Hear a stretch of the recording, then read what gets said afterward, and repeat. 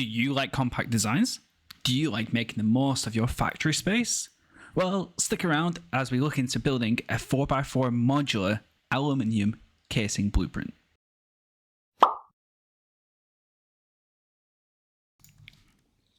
This project was kind of interesting for me. This is going to be a bit of a post commentary, as I didn't really do commentary during the actual build. I kind of started off with the foundry. There was a few issues I first had with the foundry where my first testing outside of the blueprint didn't actually work properly. So yeah, when I went into the blueprint, I had to change things up a little bit, but it actually worked out for the better. Here we can actually see me putting down the refineries, and the idea is that the input and output aren't facing the same way like I did show you here.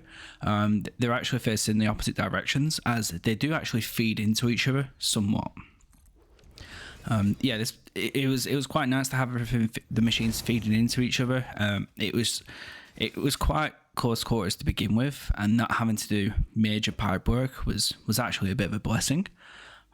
And then when it came to the second level, we got halfway up the third wall. Yeah, I think that's about it. Yeah, so you can see me here messing around with the walls here. So it's about halfway up the third wall. As long as I was covering the foundry, I was pretty happy. And what you'll end up seeing is the ring around the refineries, and that will be where the constructors go. So we're just going to put these down here. They've got one for the silica production, and then we've also got one for the aluminium scraps production. So I think this one that I'm putting down right now is the one facing to the outside at the back end of the blueprint, and this one's going to be the aluminium scraps, and then the one facing what I'm about to put down now is going to be the silica. And we had to do some like trickery to try and get the materials going down into the foundry, back up from the foundry, because we were on 2 levels, and that's how we managed to get everything into one blueprint. So don't be afraid to work with verticality when it comes to these builds. That's what they're designed for. So these can be a little bit tricky. I think I wasn't too bad on this run, but as you can see, I can't really do much with the actual conveyor belts here. So what I'm doing is I'm gonna have to put down 2 lifts and connect them up in like a little bit of a weird way. Just keep watching for a bit and you'll see how it works, but it's actually a little bit more simpler than I made it out to be here.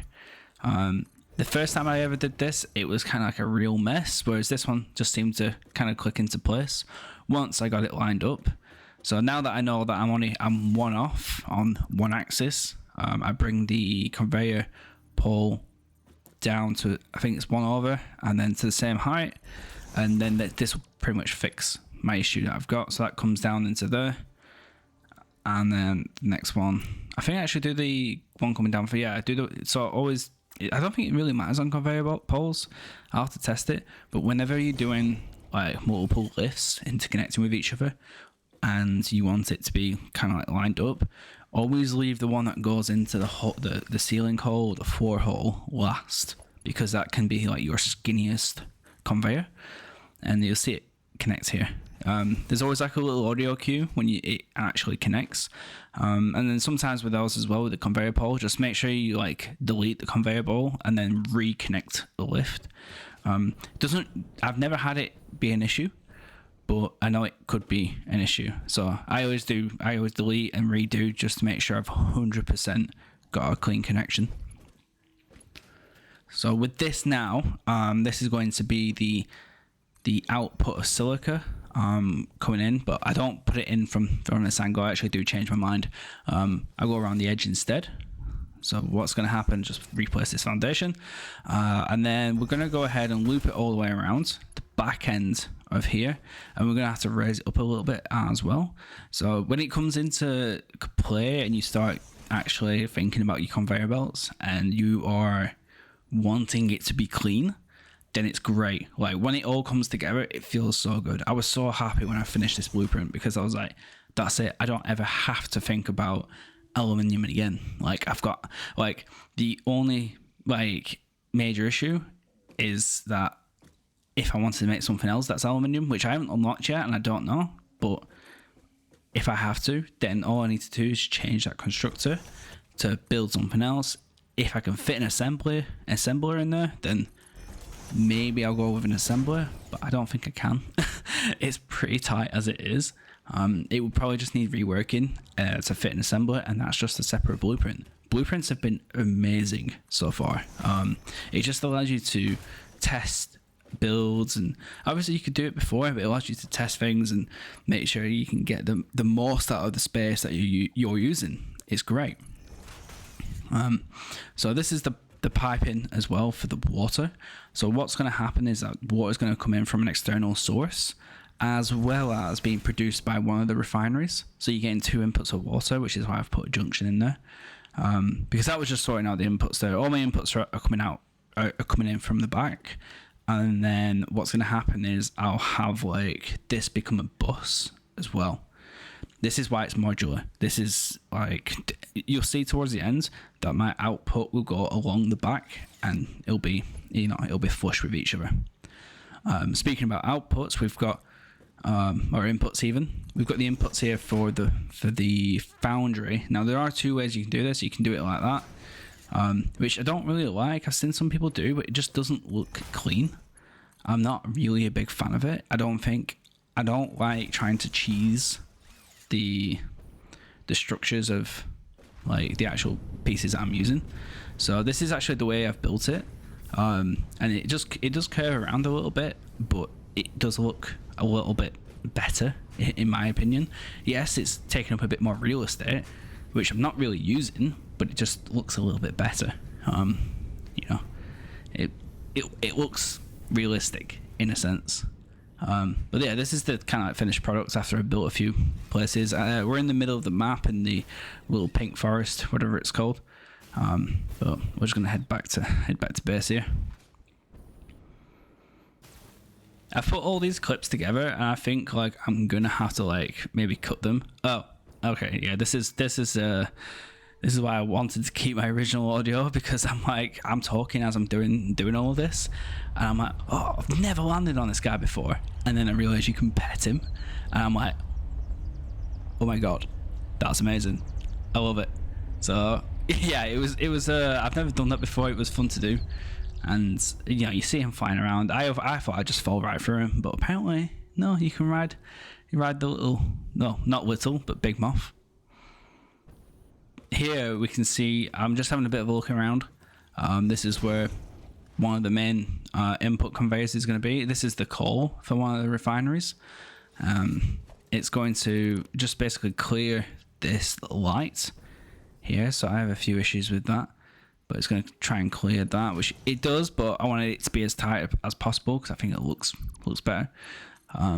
So you bring it round over the top of the light, and then you find a little spot for it here, and then you build it up, make it level eventually, once you've stopped messing around. Yeah, and once you've got that level, then it looks kind of flush within this area. It's just like, it's just coming straight in between the refinery and that conveyor lift, and you're just like, yes, I like it.